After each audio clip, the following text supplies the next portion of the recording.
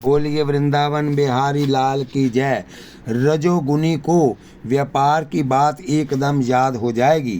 कथा हमने यहाँ पर छोड़ी थी गीता ज्ञान की, अब यहीं से सुने भगवान की बात।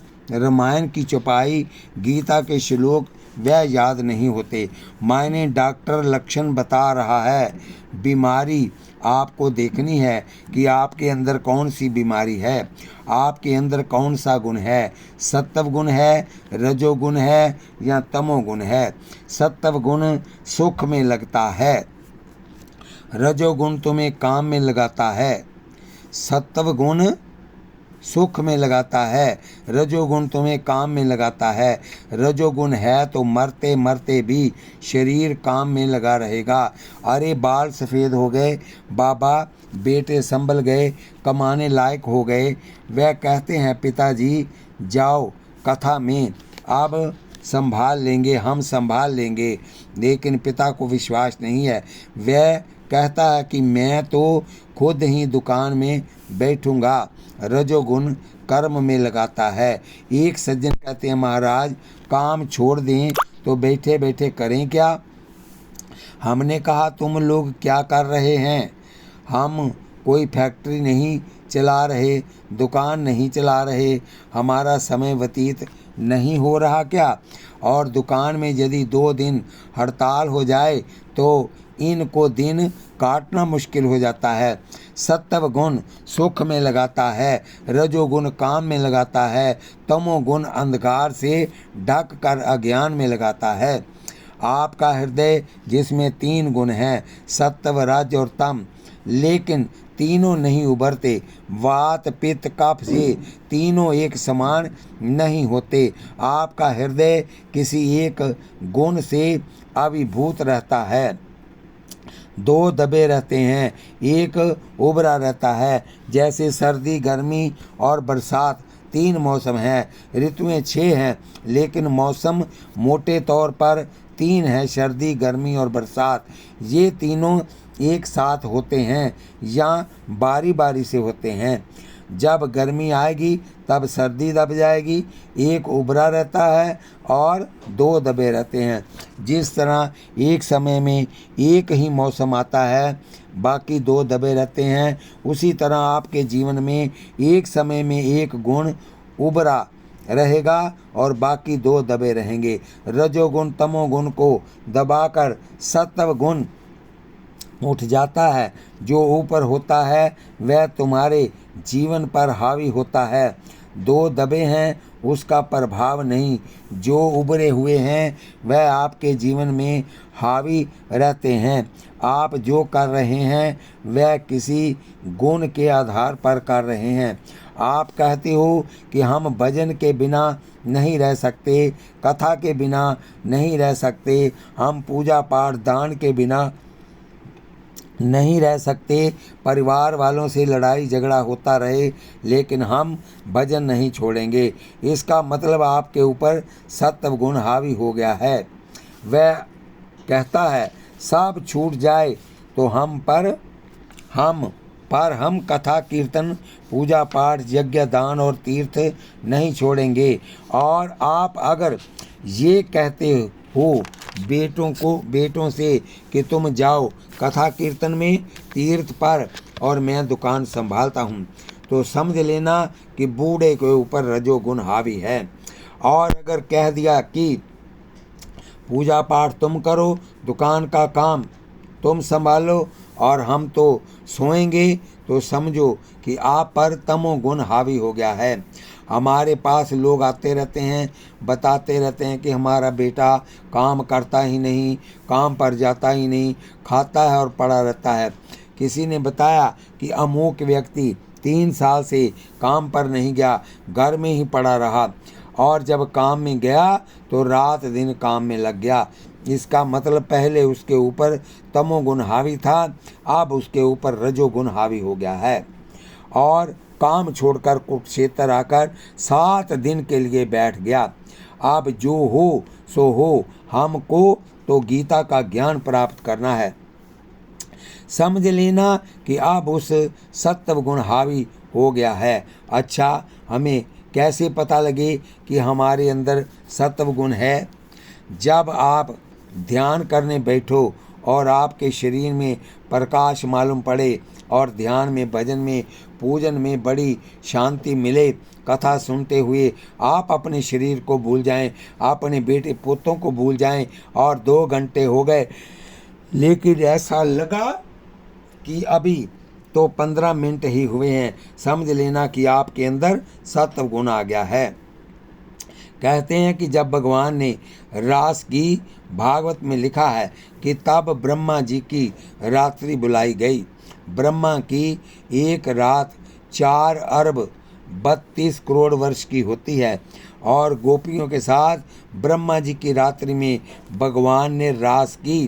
प्रभात काल 4 बजे भगवान ने कहा अब जाओ। गोपियाँ बोली प्राण प्यारे, बड़े कठोर हो, बड़े निष्ठुर हो, क्यों इतने वर्षों के बाद सोच सोच कर, रो रो कर, चिंतन कर करके आप मिले, अभी हम आई हैं और आप कहते हो जाओ, प्रातःकाल हो गई। भगवान ने कहा अरबों वर्ष बीत गए। गोपियाँ बोली बिल्कुल गलत, हम तो अभी आई हैं। सत्व गुण जब जीवन में हावी होगा तो पूजा पाठ, कीर्तन, कथा, चिंतन का समय कब खत्म हो गया पता ही नहीं चलता। प्रातः 9:30-10 बजे तक कथा में आना होता है और प्रातः 4:30 या 5 बजे प्रातः उठ ही जाते हैं और 9:30-10 बजे कब बजते हैं, क्या कहते हैं, कहाँ जाते हैं, वह 4.5 घंटे हम बार बार सोचते हैं, पता ही नहीं चलता। ऐसा लगता है कि सुई बड़ी तेजी से चल रही है। इतना लंबा समय 5 घंटे और कथा का समय हो गया।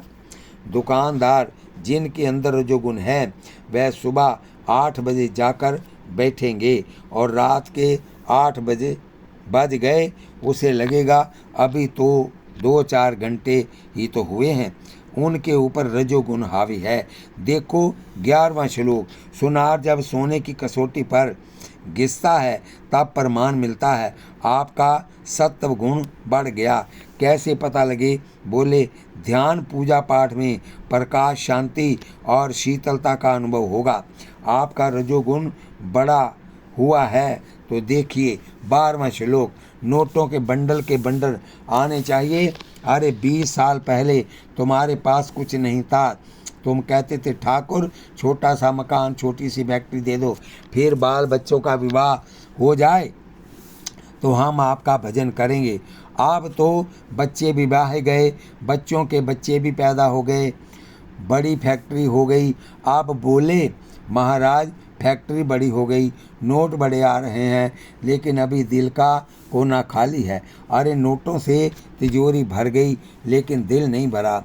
प्रवृत्ति, नए नए काम आरंभ करने की प्रवृत्ति, मन में हमेशा अशांति। फैक्ट्रियां बहुत हैं, पैसा बहुत है, लेकिन मन में अशांति है और ज़्यादा आगे बढ़ने की इच्छा है। ये रजोगुण के लक्षण है। और जब तमोगुण बढ़ जाएगा तो इंद्रियों में अंधेरा, दिल में अंधेरा, कुछ करने की इच्छा नहीं होगी, कुछ पढ़ने की इच्छा नहीं होगी, भजन पूजन में बिल्कुल मन नहीं लगेगा, प्रमाद रहेगा, परिवार में बहुत ज़्यादा मोह रहेगा। आपका सतोगुण बड़ा है और शरीर छूट गया तो ब्रह्मलोक जाओगे। और रजोगुण वृत्ति में प्राण निकल गए तो फिर यहीं आ जाओगे। और तमोगुण में बोतल पिए हुए या आलस प्रमाद में प्राण निकल गए तो नीचे जाओगे, कुकर सूकर के शरीर मिलेंगे। अपने को सतोगुणी बनाना चाहे तो क्या उपाय है? अगर आप शुभ कर्म करने लगोगे तो आपका हृदय सात्विक हो जाएगा। बड़े बड़े घरों में हम जाते हैं, बड़े बड़े शहरों में बड़े चाव से बुलाएंगे, बड़ी सेवा करेंगे, बड़ी प्रार्थना करेंगे कि महाराज कुछ सुना जाइए। धनवानों की पेटेंट बात है, जब चलने लगो तो पति पत्नी या कोई सदस्य कहेगा महाराज भगवान का दिया हुआ सब कुछ है पर घर में शांति नहीं है। पेटेंट शब्द हुआ कि नहीं, ये देखें रजोगुण का फल है दुख। हमेशा किसी न किसी तनाव में जीना, ये रजोगुण का लक्षण है। और नास्तिक बन जाना, ईश्वर की ओर से मन हट जाना, ये तमोगुण के लक्षण है। जब सत्व गुण तुम्हारे अंदर आएगा तो ज्ञान तुम्हारा एकदम प्रकाशित होगा। जैसे टार्च दबाओ और एकदम लाइट निकलती है, वैसे ही तुम्हारे अंदर एकदम प्रकाश हो जाएगा। जड़ चेतन का एकदम बोध होगा। परमात्मा के चिंतन में एकदम शांति, आनंद नजर आएगा। 17वां श्लोक देखो, सत्व गुण से ज्ञान पैदा होता है और रजोगुण होगा तो लोभ और प्रमाद, मोह और अज्ञान पैदा होगा। सत्वगुणी व्यक्ति ऊपर जाता है, रजोगुणी व्यक्ति बीच में रहता है और तमोगुणी व्यक्ति नीचे गिरता है। ये बात जरा ध्यान से सुने। आपके जीवन में, आपके शरीर से, आपके मन और बुद्धि से जो हो रहा है उसमें मूल कारण है गुण, चाहे सत्व गुण हो, रजोगुण हो या तमोगुण हो। आपके द्वारा जैसा कार्य हो रहा है, ये कार्य किस गुण का है आप अनुमान लगा लीजिए। क्रोध आया, रजोगुण। लोभ आया, रजोगुण। सेक्स की भूख बढ़ी तो रजोगुण। अगर आपका जीवन रजोगुण है तो बुढ़ापे तक ना आप अपने को रोक पाओगे, ना क्रोध को रोक पाओगे और ना लोभ को। और यदि आपका हृदय तमोगुणी है तो ना आपके जीवन में काम रहेगा, ना क्रोध रहेगा। सतोगुणी है, अगर आपका हृदय सतोगुणी है तो ना आपके जीवन में काम रहेगा, ना क्रोध रहेगा और ना लोभ रहेगा। काम क्षीण हो जाता है। सत्व गुण काम को दबा देता है। यदि काम ज़्यादा होता तो राम कृष्ण परमहंस प्रथम रात्रि को अपनी पत्नी को माँ कैसे कहते और कहकर निभा कैसे पाते। इसका मतलब है कि उनका हृदय सतोगुणी था। यहाँ सत्व गुण होता है वहाँ काम और लोभ दब जाता है।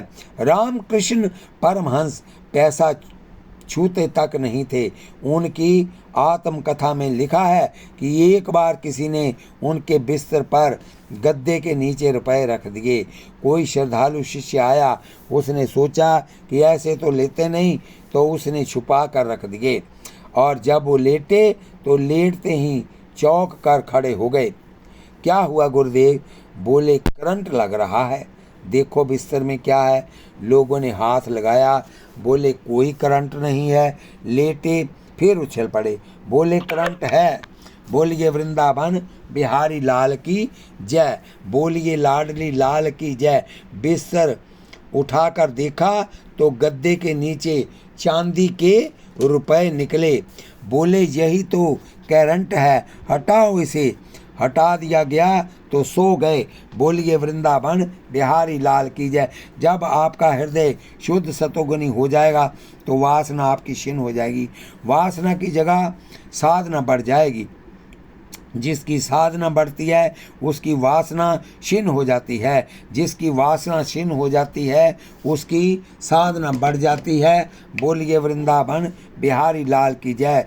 जैसे दही बलोते हुए दो रस्सियाँ होती हैं, एक है वासना की और एक है साधना की। एक रस्सी को बड़ी करोगे तो दूसरी छोटी हो जाएगी, दूसरी को बड़ी करोगे तो पहली छोटी हो जाएगी। वासना अगर लंबी हुई तो साधना छोटी हो गई, साधना लंबी हुई तो वासना छोटी होगी। वासना और साधना दोनों एक साथ लंबे नहीं हो सकते। आपके जीवन में जो हो रहा है वह गुणों के आधार पर ही हो रहा है और आत्मा तीनों गुणों से परे है। जो इस आत्मा को समझ लेता है वह मेरे स्वरूप को प्राप्त होता है। इन तीनों गुणों को, तीन शरीरों को, तीन अवस्थाओं को पार करके तुम्हारा अपना स्वरूप है।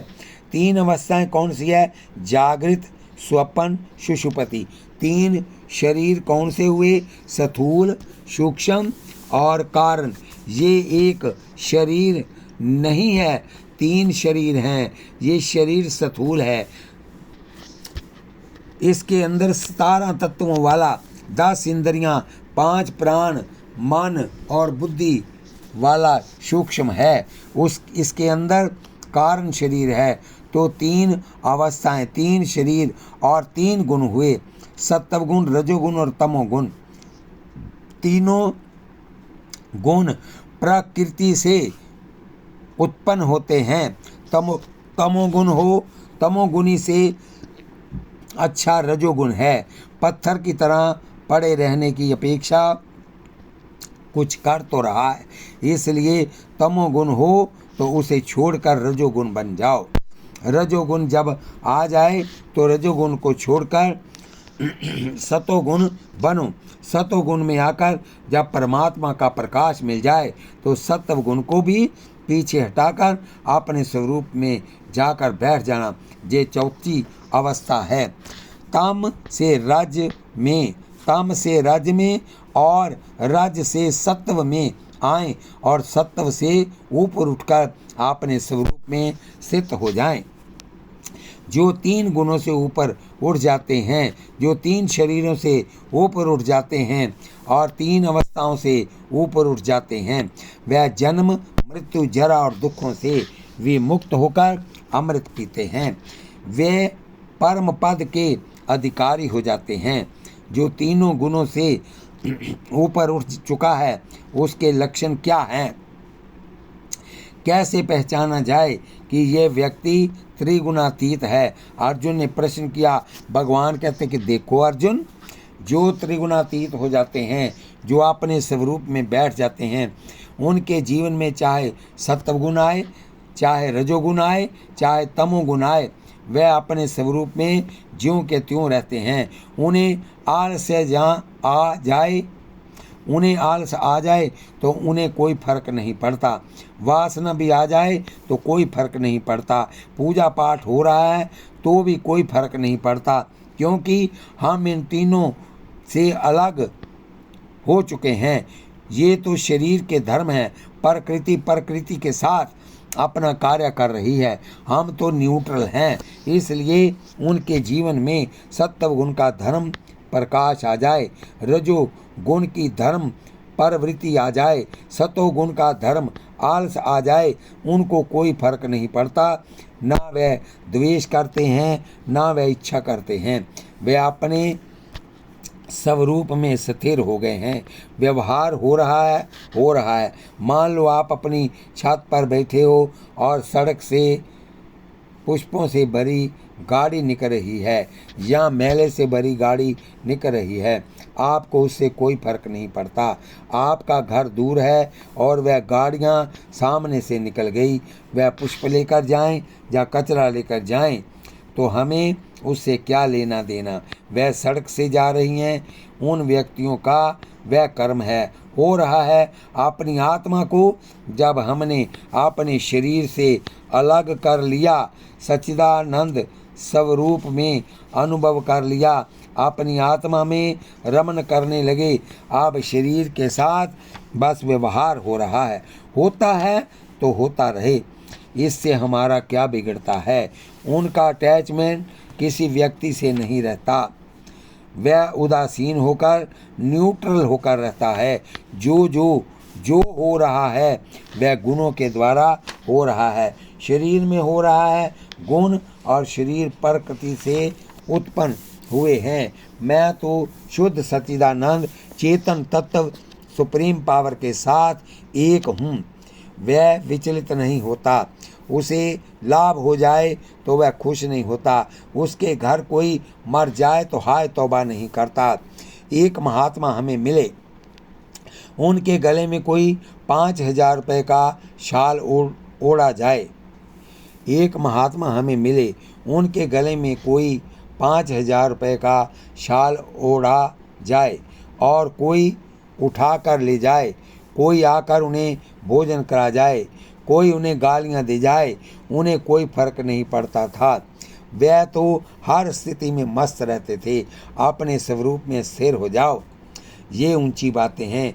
भगवान ने ये बातें अर्जुन और को कुरुक्षेत्र के मैदान में सुनाई और ठाकुर का प्रसाद पाकर हम आपको सुना रहे हैं। हमारी अंतिम यात्रा यहाँ तक है, अंत में हमें वहाँ पहुँचना ही है। यहाँ तक हो, उससे आगे बढ़ने की कोशिश करो। बस प्रकृति में जो हो रहा है उसे होने दो, तुम उससे अलग हो, ऊपर से नहीं।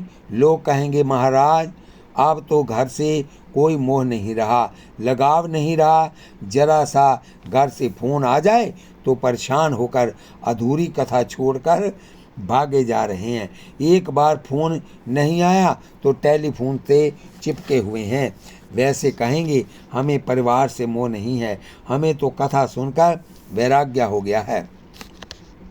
जरा सा कोई अपमान कर दे तो आपे से बाहर हो जाते हैं, जरा सा कोई सम्मान कर दे तो माखन की तरह पिघल जाते हैं। अभी गुणों से बंधे हुए हो, जब तीनों गुणों से, तीनों शरीरों से, तीनों अवस्थाओं से ऊपर उठ जाओ, जो हो रहा है वह ठीक है। लेकिन ये बातें तभी समझ आएंगी जब निरंतर सत्संग करते रहोगे।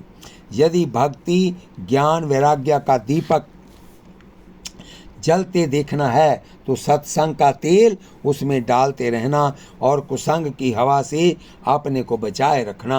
अगर 24 घंटे स्वयं को गंदे चित्रों से चिपकाए रखोगे, गंदे नावल पढ़ोगे और चाहोगे कि हमें वह स्थिति प्राप्त हो जाए, तो ये संभव नहीं है। रामायण में एक चौपाई आती है, दुई की होई एक समय बुआला, हंसव ठठाई फुलाऊ गाला।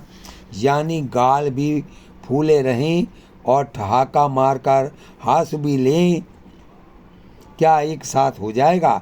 एक समय में जैसे गाल फुलाना और ठहाका मारकर हंसना नहीं हो सकता, वैसे ही एक समय में या तो भोग लो, दुनिया का स्वाद ले लो, या दुनिया से थोड़ा न्यूट्रल होकर सत्संग करके गुरुओं के चरणों में बैठकर कुछ सीख लो। कठिनाई तो है, गृहस्थ जीवन में भी संतों जैसा विरक्त जीवन बिताकर, संतों की लंगोटियां धोकर, गुरुओं की सेवा करके जो थोड़ा बहुत प्रसाद पाया है, वह कुरुक्षेत्र के मैदान में दुकान लगाकर बांट रहे हैं। आप ग्राहक हो, संभाल लो, खरीद लो, बेड़ा पार हो जाएगा। लोहा पत्थर मिट्टी और सोना एक समान, प्रिया और अप्रिया एक समान, निंदा और स्तुति एक समान, मान और अपमान, शत्रु और मित्र एक समान हो जाएं तो निवृत्ति मार्ग में आ गया। परवृत्ति मार्ग को छोड़कर बैठा वह व्यक्ति त्रिगुणातीत है। एक व्यक्ति बोले, गुरुजी आप तो कथा सुनाते सुनाते, दान धर्म करते करते घर से मोह नहीं रहा। हमने कहा हमारे साथ चलकर एक बार वृंदावन रह जाओ। बोले समय नहीं है। कह देना बहुत सरल है पर निभा देना बहुत कठिन है। एक सेठ एक बार 15 दिन हमारे साथ रहे। 15 दिन बाद बोले, गुरुजी अब घर जाने दो, हम तो इतने दिन कभी घर से दूर रहे ही नहीं। इतना बड़ा ज्ञान हमारे पास न आए तो हम त्रिगुणातीत कैसे होंगे? अर्जुन बोले, कोई सरल उपाय तो बता दो। ठाकुर की तीनों शरीरों से तीनों गुणों को, तीनों अवस्थाओं को पार कर जाएं। भगवान ने कहा, बढ़िया फार्मूला है, देखो 26वां श्लोक।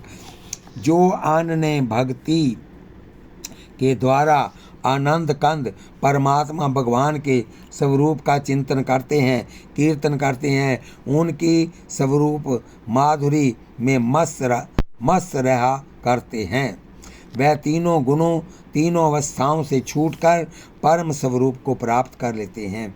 क्योंकि अविनाशी पर ब्रह्म अमृत कथा नित्य तत्व का अखंड एक रस आनंद तथा आश्रम में ही हूँ। आप लोगों ने त्रिगुण स्वरूप और त्रिगुणातीत होने के लक्षण श्रवण किए। पृथ्वी में गुरुत्व और आकर्षण है। आप पत्थर फेंकोगे तो नीचे आएगा।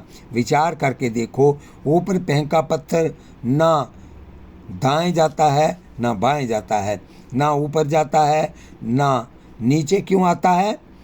जैसे चुंबक में चुंबकीय शक्ति है, वैसे पृथ्वी में भी गुरुत्वाकर्षण है। पदार्थ को नीचे खींचने की एक शक्ति है। यदि पृथ्वी के गुरुत्वाकर्षण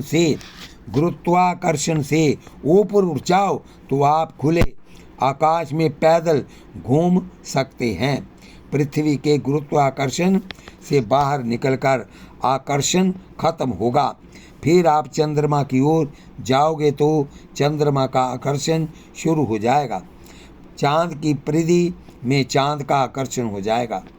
प्रत्येक ग्रहों की यही स्थिति है। जैसे पृथ्वी का गुरुत्वाकर्षण पदार्थ को अपनी ओर खींचता है, उसी तरह माया का भी गुरुत्वाकर्षण माया भी जीव को अपनी ओर खींचती है। जब तक 3 गुणों में से एक भी गुण आप में रहेगा, आकर्षण माया की ओर बना रहेगा। तमोगुण में ज़्यादा आकर्षण है, रजोगुण में उससे कम और सत्व गुण से उससे भी कम, और सत्व गुण को पार कर गए तो अपने स्वरूप में स्थिर हो गए, परमात्मा के धाम में आ गए। इन त्रिगुण से अपने को पार करो। पार होने के 2 साधन है, विचार और भक्ति।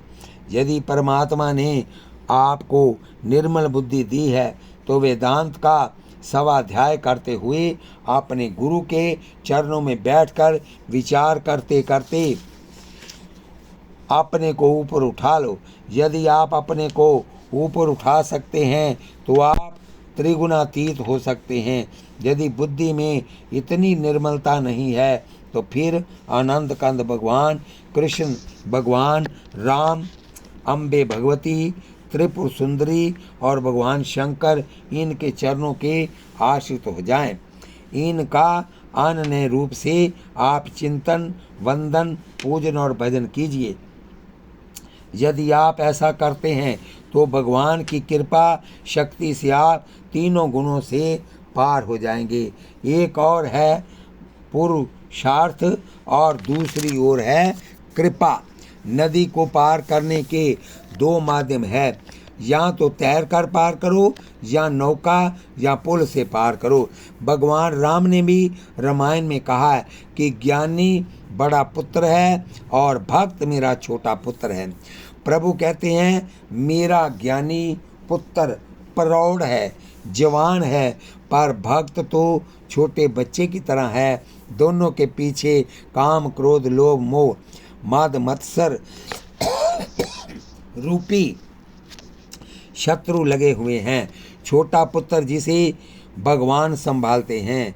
अगर माया भगवान की गोद में किसी जीव को देख लेती है तो लज्जा के शर्मा कर पीछे लौट जाती है, और जब किसी प्रौढ़ को देखती है तो उसकी ओर आकर्षित होकर काम, क्रोध से हमला करती है और ऊपर जाते हुए को खींचकर गड्ढे में ले जाती है।